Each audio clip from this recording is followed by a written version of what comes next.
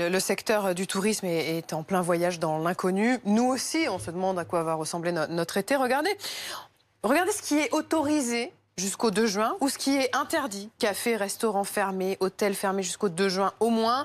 Jusqu'au 2 juin, on ne peut pas aller au-delà de 100 km autour de chez soi. Et pour l'instant, on peut quand même aller sur certaines plages, mais on ne peut surtout pas s'y faire bronzer. On ne peut que y marcher ou y faire du sport. Ceci posé, Nicolas Dose, le gouvernement se met au chevet ce matin de ce secteur touristique dévasté.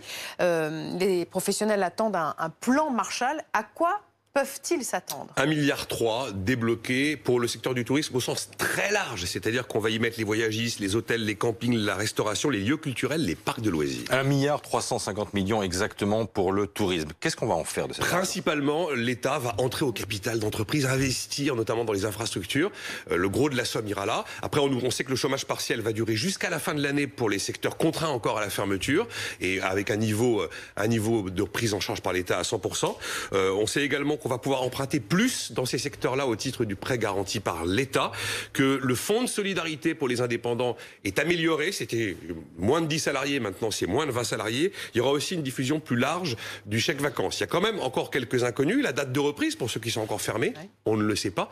Il y a aussi, que vont faire les assureurs? Il y a une très forte pression pour les inciter mettre de l'argent pour prendre en charge des pertes d'exploitation.